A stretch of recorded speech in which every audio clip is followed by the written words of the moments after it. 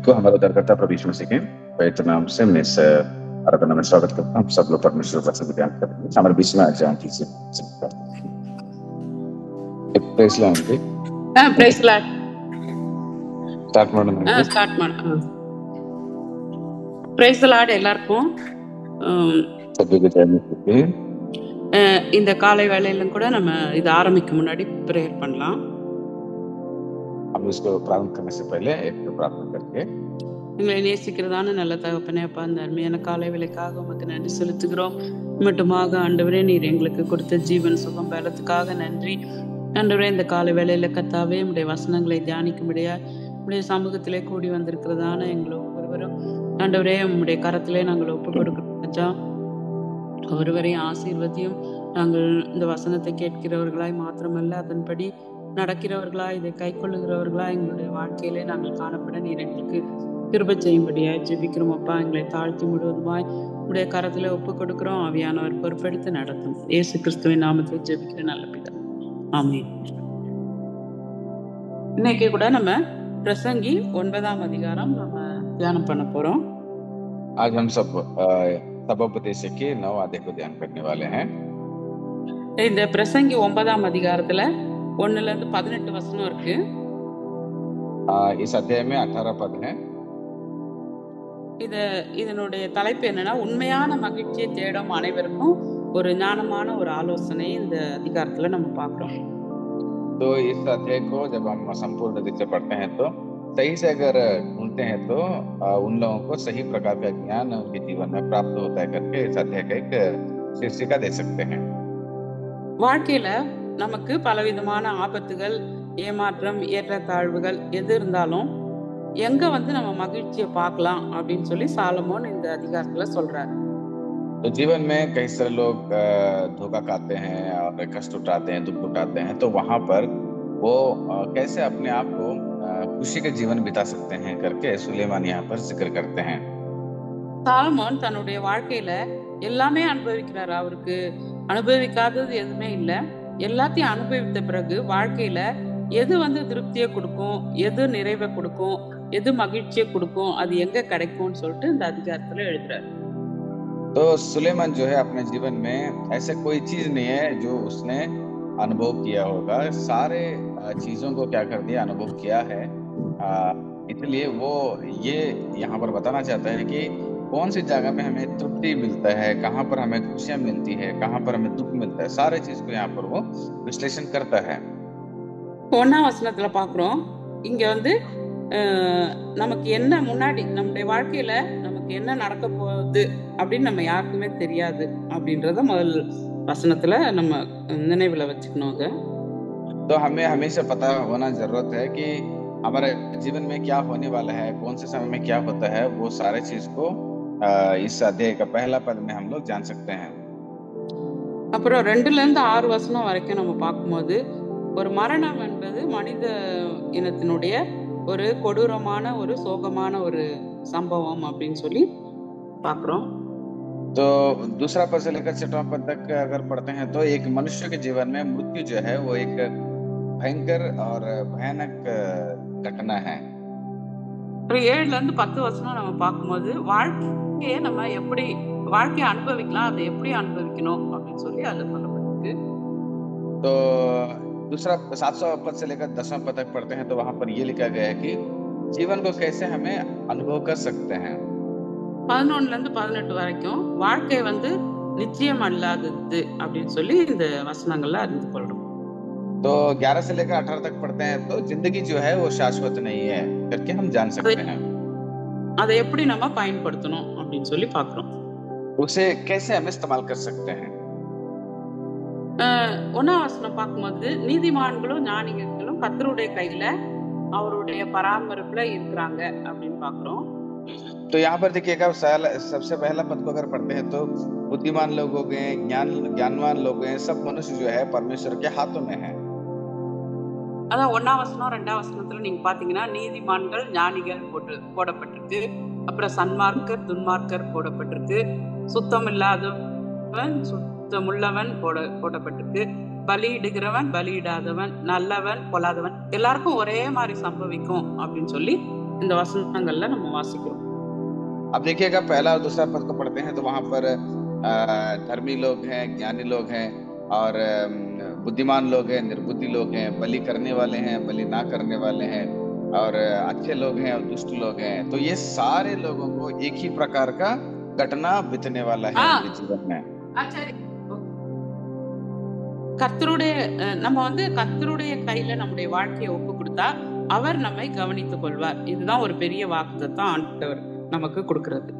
तो सबसे पहला परमेश्वर का एक वादा यह है कि हम अपने आप को जीवन को परमेश्वर के हाथों में अगर समर्पण करते हैं तो परमेश्वर सारा सब कुछ देख लेते हैं। நம்ம ஆண்டவருடைய கையில நம்முடைய வாழ்க்கையை ஒப்பு கொடுக்கும்போது அவர் வந்து நம்மளை வந்து பாதுகாக்கிறார், நம்மளை பராமரிக்கிறார், நம்மளை வழி நடத்துறார். परमेश्वर के हाथों में हम अपने आप को समर्पण करते हैं तो वो हमें संभालता है, चलाता है और हर जरूरत को पूरा करता है। மத்தேயு 6:33 தான் பார்க்கணும். முதலாவது தேவனுடைய ராஜ்யத்தையும் நீதியையும் தேடுங்கள், மற்ற எல்லாத்தையும் நான் உங்களுக்கு தருவேன் அப்படின்னு சொல்றாரு.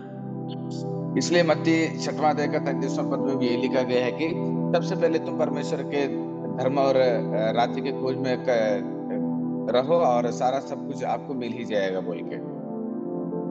அப்புறம் லூக்கால நம்ம படிக்கிறோம், நம்முடைய தலையில இருக்கிற ஒவ்வொரு முடியும் எண்ணப்பட்டிருக்குது, அதனால நீங்க பயப்படாதீங்க அப்படின்னு சொல்லி ஆண்டவர் சொல்றாரு. और लूका रचित सुसमाचार में लिखी गया है कि हमारे सिर पर रहने वाले हर एक बालों की गिनती भी परमेश्वर ने लेखा रखा है, तो इसलिए किसी बात के लिए चिंता नहीं करना है बोल के। 1 பேதுருல வாசிக்கிறோம், அவர் நம்மை விசாரிக்கிறவர், அதனால நம்முடைய எல்லா கவலையும் அவர் மேல வைக்கணும் அப்படின்னு சொல்லி வாசிக்கிறோம். पतरस का पहला पत्र में ये लिखा गया है कि परमेश्वर ने हर जरूरतों को वो सामना करता है और हमारा बहुत ख्याल रखता है, इसलिए हम हमेशा उस पर निर्भर होना चाहिए। நம்முடைய வாழ்க்கையை ஆண்டவர் கொடுத்தா அவர் நம்முடைய சகலத்தையும் நம்முடைய நன்மைக்காக அவர் செய்து முடிப்பார். तो हमारे जीवन को परमेश्वर के हाथों में अगर समर्पण करते हैं तो सारे चीज जो है मिलकर परमेश्वर हमारे जीवन में भलाई को ही उत्पन्न करते हैं। 2ஆம் வசனம் 3ஆம் வசனம் நம்ம பார்த்தோம்னா நல்லவருக்கும் தீயோருக்கும் ஒரே விதமாக நடக்குது அப்படின்றது உண்மைதான். दूसरा पद को पढ़ते हैं तो अच्छे लोगों को और बुरे लोगों को दोनों को एक ही प्रकार का संभावना घटने वाला है। ஆனா கர்த்தருடைய பிள்ளைங்களுக்கு சமாதானம் இருக்கும், மற்றவங்க பாவிகளுக்கு சமாதானம், துன்மார்க்கருக்கு சமாதானம் இல்லை. तो जो परमेश्वर के लोग हैं उनको समाधान शांति रहता है, लेकिन जो परमेश्वर को नहीं जानते हैं उनके जीवन में दुष्ट लोग हैं वो शांति से नहीं रहते हैं।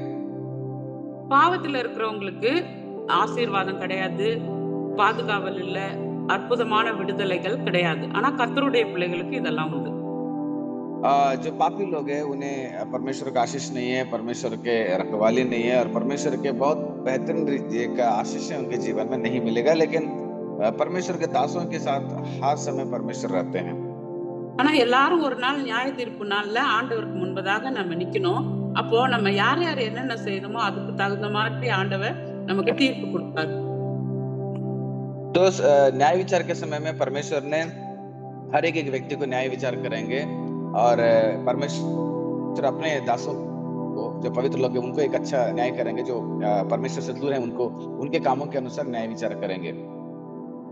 4 வசனம் வரைக்கும் நம்ம பார்க்கும்போது மரணம் என்பது ஒரு மனித இனத்தினுடைய ஒரு கொடூரமான ஒரு சோகமான ஒரு காரியம். 4 से लेकर 6वां पद तक पढ़ते हैं तो मृत्यु जो है मनुष्य के जीवन में एक दुख भरा एक संभावना है। மரணம்ன்ற வார்த்தையே யாருக்கும் நிறைய பேருக்கு நம்மளுக்கு பிடிக்காது. எல்லாம் உலகத்துல நீங்க பாத்தீங்கன்னா மரணம் அப்படின்னாலே யாருக்கும் பிடிக்காத ஒரு வார்த்தை அது. दुनिया में अगर मनुष्य को नापसंद होने वाला अगर कोई चीज है तो वो है मृत्यु।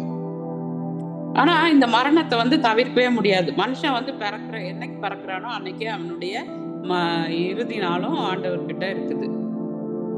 तो लेकिन ये जो मृत्यु है कोई भी रोक नहीं सकता, क्योंकि जैसे एक व्यक्ति जन्म लेते हैं तो उसका अंतिम भी उसके मृत्यु के समय में भी उसके साथ साथ वो परमेश्वर ने नियुक्त किए रहते हैं। எபிரேயர் 9ஆம் அதிகாரம் 27ஆம் வசனத்துல நம்ம வாசிக்கிறோம் ஒரு வசனம், மனுஷன் வந்து மரிப்பதும் நியாய தீர்ப்பு மனுஷனுக்கு நியமிக்கப்பட்டிருக்கு அப்படின்னு சொல்லி போடப்பட்டிருக்கு. इब्रानियों का 9वां अध्याय का 27वां पद में ये लिखा गया है कि मनुष्य मरता है एक बार और उसके बाद सीधा परमेश्वर का न्याय सिंहासन के पास खड़ा होना चाहिए। உம் மனித இனத்துக்கு வந்து மாபெரும் எதிரி வந்து பாவமும் மரணமும் தான். मनुष्य के अगर सामने रहने वाला दुश्मन कोई है तो पाप और मृत्यु है, ஏன் பாவத்தின் சம்பளம் மரணம் அப்படின்னு வாசிக்கிறோம் நம்ம. क्योंकि पाप का मजदूरी वो मृत्यु करके हम पढ़ते हैं। தேவனுடைய கிருபை வந்து ஒரு நித்திய ஜீவன் அப்படின்னு சொல்லி வாசிக்கிறோம். परमेश्वर का कृपा जो है वो अनंत जीवन है करके भी हम पढ़ते हैं।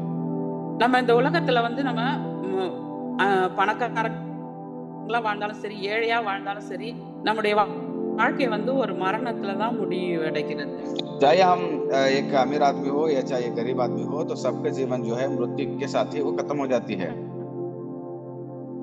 இந்த வந்து சாலமோன் வந்து என்ன சொல்றாருன்னா தீமை அப்படின்னு சொல்லி சொல்றாரு. இந்த மரணம் வந்து தீமைன்னு சொல்றாரு. तो सुलेमान राजा बोलते हैं कि मृत्यु जो है एक बुरी चीज है करके सुलेमान बताता है। நம்ம உயிரோட இருக்கிற வரைக்கும் தான் நம்ம வந்து எல்லா கடமைகளையும், எல்லா வேலையும், எல்லா காரியங்களையும் நம்ம செய்ய முடியும். ஆனா நம்ம மறித்த பிறகு நம்ம ஒண்ணுமே செய்ய முடியாது. क्योंकि जब तक हम जिंदा रहते हैं तो सारे काम हम कर सकते हैं, लेकिन मरने के बाद कोई काम नहीं कर पाएंगे। எதையும் சாதிக்கணும், எதையும் அனுபவிக்கணும் அப்படின்னா நமக்கு வாய்ப்பே கொடுக்க இருக்காது. अगर कोई चीज को अगर हम साधन करना चाहिए या हम उसका अनुभव करना चाहिए तो वो बाद में नहीं हो पाएगा। அதனால நம்ம உயிரோட இருக்கும்போது நமக்கு கொடுக்கப்படுகிற ஒவ்வொரு வாய்ப்புகளையும் நம்ம என்ன செய்யணும், உபயோகப்படுத்திக் கொள்ளணும். इसलिए जब तक हम जिंदा है तो हर एक मौके को हम इस्तेमाल करना चाहिए।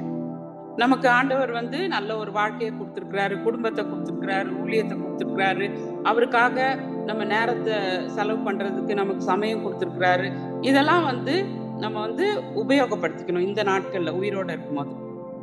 तो देखिएगा, परमेश्वर ने हमें एक अच्छा परिवार दिया है, एक अच्छा सेवकाई दिया है, अच्छा जीवन दिया है और अच्छा समय भी दिया है। ये कोई भी समय को हम जब तक जिंदा रहते हैं तब तक हम इसको बर्बाद नहीं करना चाहिए।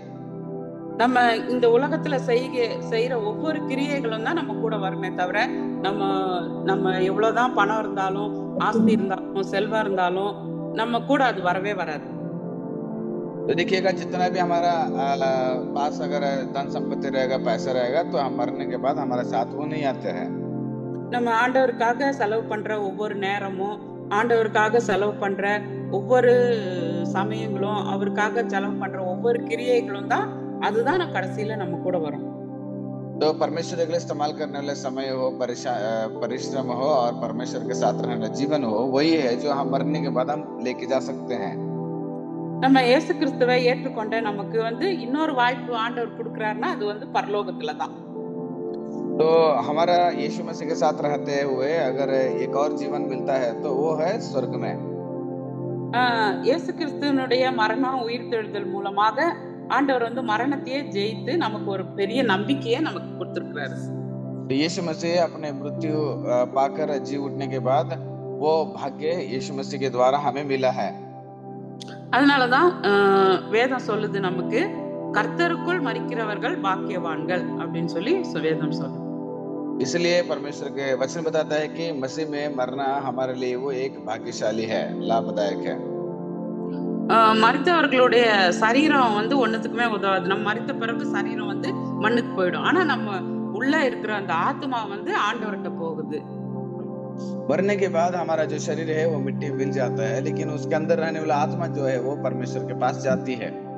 ஆனா நம்ம இந்த உலகத்துல இருக்கும்போது நம்ம ஆத்மாவுக்கு நிறைய நேரம் கொடுக்காம சரீரத்துக்காக தான் நம்ம நிறைய நேரத்தை, ஒரு நாளைக்கு 24 மணி நேரம்னா அதுக்கு சரீரத்துக்கு தான் நம்ம நிறைய நேரத்தை செலவு பண்றோம். तो हमारा जीवन में जब तक हम जिंदा रहते हैं तब तक हम आत्मा को नहीं बल्कि शरीर को ही जितना समय मिलता है वो सारा समय शरीर में ही लगा देते हैं। ஆண்டவர் ஆனா நம்மகிட்ட என்ன எதிர்பார்க்கிறாரு அப்படின்னா, நம்ம வந்து ஆத்மாவுக்கு தான் பாருங்க, மனுஷன் உலகம் முழுவதையும் ஆதாயப்படுத்தினாலும் தன்னுடைய ஆத்மாவை நஷ்டப்படுத்தினா அவனுக்கு என்ன லாபம் அப்படின்னு ஆண்டவர் கேட்கிறார். அதனால விலையேற பெற்றது வந்து இந்த ஆத்மா தான். அதுக்காக நம்ம இந்த உலகத்துல இருக்கும்போது நேரத்தை நிறைய நேரம் நம்ம செலவு பண்ணணும். அது ஆண்டவர் நம்மகிட்ட எதிர்பார்க்கிறாரு. तो देखिएगा, बाइबल में बताता है कि एक व्यक्ति अगर पूरे संसार को हासिल कर लिया, अपने मुट्ठी में रखा, तब उसको क्या लाभ हो पाएगा। इसलिए जब तक हम जिंदा रहते तब तक हम जितना भी समय है वो आत्मिक जीवित के लिए हमें समय बिताना चाहिए। அதனால நம்ம ஆத்மாவை குறித்து அதிகமா ஜாக்கிரதை உள்ளவங்களா நம்ம ஜீவிக்கணும். इसलिए आत्मिक जीवित के लिए सबसे बहुत ही जागृत होकर हम लोग क्या करना है, जिंदगी बिताना चाहिए। அப்புறம் 7ஆம் வசனத்துல இருந்து 10ஆம் வசனம் வரைக்கும் நம்ம பார்த்தோம்னா, இங்க வந்து சாலமோன் என்ன சொல்றாருன்னா, வாழ்க்கைய வந்து நம்ம அனுபவிக்கலாம் அப்படின்னு சொல்லி சொல்றாரு. तो यहाँ पर 7 से लेकर 10वां पद तक देखिएगा, वहां पर सुलेमान बताता है कि जीवन को हम अनुभव कर सकते हैं। ஆனா அதை எப்படி அனுபவிக்கணும்னா, அது சரியான வழியில நம்ம அனுபவிக்கணும். तो उसको कैसे हम अनुभव कर सकते हैं, तो सही ढंग से उसको इस्तेमाल करना चाहिए। உலகத்துல நம்ம வந்து மகிழ்ச்சியா இருக்கிறதுக்கு ஆண்டவர் நமக்கு பல நன்மையான காரியங்கள் எல்லாம் கொடுத்திருக்கிறாரு. संसार में हम खुश भरा जीवन बिताने के लिए कुछ चीजों को हमारे जीवन में दिया है परमेश्वर। உலகத்துல நம்ம மகிழ்ச்சியா இருந்தாலும் பரலோகத்தை குறித்த பார்வை நமக்கு எப்பவுமே இருக்கணும் உள்ளத்துல. तो संसार में हम मगन होते हैं, लेकिन हमारा मन में हमेशा स्वर्ग की वो आशा ही भरे रहना चाहिए। இயேசு கிறிஸ்து இந்த உலகத்துல நமக்காக வந்து அவர் நிறைய நன்மைகள் எல்லாம் செய்து மரித்து உயிர்த்து இருக்கிறாரு அப்படின்னு சொல்லி நம்ம ஒவ்வொரு நாளும் நம்முடைய வாழ்க்கையில அதை விசுவாசிக்கணும். यीशु मसीह आए और यीशु मसीह जीवन बिताए, चंगाई चमत्कार किए और मरे और जी उठे, तो ये हर एक घटना हमारे मनों में हमेशा गूंजना चाहिए। நம்ம ஒவ்வொரு நாளும் ஜீவனோட இருக்கிறது ஆண்டவருடைய கிருபை. हम हर एक दिन अगर जिंदा है तो परमेश्वर का कृपा है। இன்னைக்கு எத்தனையோ பேருக்கு பாருங்க, எவ்வளவு ஆண்டவருக்காக ஜீவிக்கணும்னு நினைச்சாலும் சில வேலையில அவங்க வந்து வியாதினால ஆஸ்பத்திரியில அட்மிட் பண்ணியிருக்காங்க. சிலர் வந்து எவ்வளவு ஜெயில இருக்கிறாங்க. சிலர் விடுதலையோட இல்லாம ஆண்டவரை தேட முடியாம ரொம்ப இக்கட்டான ஒரு சூழ்நிலையில இப்படிலாம் இருக்கிறதுனால நம்ம ஆண்டவருடைய பிள்ளைகளாகி நம்மளுக்கு ஆண்டவர் விடுதலையோடு கூட அவரை ஆராதிக்கிறதுக்கும் அவரை துதிக்கிறதுக்கும் அவருடைய வசனங்களை தியானிக்கவும் நமக்கு நல்ல ஒரு வாய்ப்புகளை ஆண்டவர் கொடுத்திருக்கிறாரு. அது ஆண்டவருடைய கிருபை. देखिएगा, बहुत सारे लोग आज है हॉस्पिटल में एडमिट है, तो बीमारी में कई सारे लोगों को अभी भी छुटकारा नहीं मिला है। बहुत सारे लोग कई सारे परेशानी में फंसे हुए हैं, लेकिन परमेश्वर ने हमें एक अच्छा जीवन दिया है, तो हमें परमेश्वर के लिए अच्छा गा सकते हैं, परमेश्वर के वचन पे चल सकते हैं। அதனால இதெல்லாம் நம்ம உணர்ந்து நம்ம ஒவ்வொரு நாளும் ஆண்டவரை துதிக்கணும். ஒரு நிமிஷம் போயிட்டா கூட அது திரும்ப நம்ம பெற்றுக்கொள்ளவே முடியாது. அதனால நாட்கள் வந்து ரொம்ப முக்கியமான, காலங்கள் வந்து ரொம்ப முக்கியமான. तो इसलिए जैसे हमें समय मिलता है तो उस समय में परमेश्वर का स्तुति करने की आदत बनाना चाहिए, क्योंकि दिन जो है आजकल बुरे हैं, उसको हम गलत इस्तेमाल नहीं करना चाहिए। அதான் 10ஆம் வசனத்துல நம்ம வாசிக்கிறோம், செய்யும்படி உன் கைக்கு நேரிடுகிறது எதுவோ அதை உன் பலத்தோட செய் அப்படின்னு சொல்லி வாசிக்கிறோம். तो इसलिए यहाँ पर जिक्र किया गया है 10वां पद में, जो काम तुझे मिला उसे अपनी शक्ति भर करना। அப்புறம் 11ல இருந்து 18 வசனம் வரைக்கும் நம்ம படிக்கும் போது அது வந்து நம்முடைய வாழ்க்கை வந்து மாறக்கூடியது, அதை வந்து கணிக்கவே முடியாது, மாறிக்கிட்டே இருக்கும் அப்படின்னு சொல்லி அதுல இருந்து நம்ம தெரிஞ்சுக்கிறோம். और 11 से लेकर 18 तक पढ़ते हैं तो वहां पर ये बताया गया है कि जीवन जो है वो बदलने वाला है, उसको कोई भी बदल नहीं सकते हैं, वो खुद बदलने वाला है। நமக்கு எவ்வளவுதான் திறமை இருந்தாலும் நம்ம சில வேளையில நம்ம தோல்வி அடைந்துடுறோம். हम कुछ भी करें, लेकिन हमारे जीवन में कई बार जो है हम हार जाते हैं। அப்ப நம்ம பாதுகாப்பா இருக்கணும் அப்படின்னு சொன்னா ஒரே வழி கர்த்தருடைய கையில நம்மளை ஒப்பு கொடுத்து அவருடைய வார்த்தையில விசுவாசம் வைக்கிறது தான். इसलिए अगर हमारे जीवन में अगर सही से हमें रखवाली चाहिए तो परमेश्वर के वचन को मानकर परमेश्वर पर निर्भर रहना। நம்ம வந்து அதிர்ஷ்டத்தை நம்பி வாழல, அவருடைய வாக்குத்தத்தங்களை நம்பி வாழ்ந்துட்டு இருக்கிறோம். हम किस्मत को भरोसा करके जी नहीं रहे हैं, बल्कि परमेश्वर के बातों से जी रहे हैं। அவருடைய சித்தத்துக்கு நம்ம கீழ்ப்படிஞ்சா மட்டும்தான் நம்முடைய வாழ்க்கை செழிப்பா இருக்கும். हमारे परमेश्वर की इच्छा के अनुसार अगर जीवन बिताते हैं तो हमारा जीवन जो है बहुत खुशी से रहेगा। நமக்கு வந்து கடைசி சத்துரு வந்து மரணம் அப்படின்னு சொல்லி வேதத்துல வாசிக்கிறோம். ஆனாலும் நம்ம பயப்பட வேண்டிய அவசியம் இல்லை. लेकिन हमारा बाइबल में बताया गया है कि मृत्यु जो है हमारा आखिरी वो दुश्मन है, लेकिन इस मृत्यु के लिए हम नहीं डरना चाहिए। ஏன்னா இயேசு கிறிஸ்து மரணத்தை வென்று விட்டார். क्योंकि यीशु मसीह ने मृत्यु को जय पाया है। வெளிப்படுத்தல் 1ஆம் அதிகாரத்துல நம்ம வாசிக்கிறோம், ஆண்டவர் சொல்றாரு, நான் அல்பாவும் ஒமேகாவும் ஆதியும் அந்தமும் உயிருள்ளவரும் இருக்கிறேன் அப்படின்னு சொல்லி சொல்றாரு. प्रकाशित वाक्य 1 अध्याय में यीशु मसीह ने बताया कि मैं ही अल्फा और ओमेगा हूँ, मैं जी उठा हूं करके। அதனால நம்ம வந்து அவருக்காக நம்ம கடைசி வரைக்கும் நிலை நிற்போம். इसलिए हम आखिरी समय तक परमेश्वर में ही खड़े रहेंगे। இந்த ஒரே ஒரு வசனம் மட்டும் நீங்க அப்புறம் படிச்சுக்கங்க. 1 கொரிந்தியர் 15ஆம் அதிகாரம் 57, 58 வசனம் நீங்க படிங்க. அதுல வந்து என்ன போட்டிருக்கு அப்படின்னா, கர்த்தருக்குள் நம்முடைய உழைப்பு ஒரு நாளும் வீணா போகாது. அதனால நம்ம உறுதியா அசையாம கர்த்தருடைய வேலையில எப்பொழுதும் நம்ம பெருகி இருப்போமாக அப்படின்னு சொல்லப்பட்டு. तो बाद में आप क्या करना है, पहला कोरिन्थियों का 15 अध्याय का 57वां अध्याय को वचन को जब पढ़ते हैं तो वहां पर परमेश्वर का वचन ऐसे बताता है कि परमेश्वर का धन्यवाद हो जो हमारे प्रभु यीशु मसीह के द्वारा हमें जयवंत करता है। इसलिए है मेरे प्रिय भाइयों, दृढ़ और अटल रहो। அதனால கர்த்தர் தாமே இந்த வசனங்களை ஆசீர்வதிப்பாராக. நம்ம ஜெபம் பண்ணலாம். तो इसलिए परमेश्वर इन वचनों को आशीष करें। हम प्रार्थना करेंगे। எங்களை நேசிக்கிறதான நல்ல தகப்பனே, அப்பா, அந்த அருமையான காலை வேளையிலும் கூட கர்த்தாவே, இந்த பிரசங்கி 9ஆம் அதிகாரத்துல சொல்லப்பட்டது போல கர்த்தாவே, வாழ்க்கை நிச்சயமற்றது, மரணம் எங்களுக்கு வந்தே தீரும் ஆண்டவரே. ஆனாலும் இந்த உலகத்திலே நாங்கள் வாழும் பொழுது ஆண்டவரே, எங்களுடைய நேரங்களெல்லாம், எங்களுடைய வாய்ப்புகளெல்லாம் நாங்கள் வீணாக்காதபடி கர்த்தாவே, உம்முடைய வார்த்தைக்கு கீழ்ப்படிந்து உம்முடைய சித்தத்தை அறிந்து உமக்காக சாட்சியாக முடிவு பறிந்த நிலை நிற்க நீர் எங்களுக்கு உதவி செய்யும். வசனங்களை கேட்ட ஒவ்வொருவரையும் ஆசீர்வதியும், வசனத்தின்படி நடக்க உதவி செய்யும். ஆண்டவரே, இருக்கிற இடங்களில் ஒவ்வொருவரையும் பாதுகாத்துக்கொள்ளும். இந்த நாள் முழுதும் உடைய பிரசன்னம் கூட இருக்கட்டும் அப்பா. ஆசீர்வதியும். இயேசு கிறிஸ்துவின் நாமத்தில் ஜெபிக்கிற நல்ல பிதாவே, ஆமென். हे मेरे मन यहोवा को धन्य कह, और जो कुछ मुझ में है वो उसके पवित्र नाम को धन्य कहे। हे मेरे मन यहोवा को धन्य कह, और उसके किसी उपकार को ना भूलना। आमीन। Thank you aunty, thanks Andrew. Thank you. It's okay. Praise the Lord. Praise the Lord எல்லாரும். सभी को Praise नमस्ते। the Lord. Praise the Lord, sir. जय मसीह सर। जय मसीह की। जय मसीह सर। जय मसीह की ब्रदर। जय मसीह की।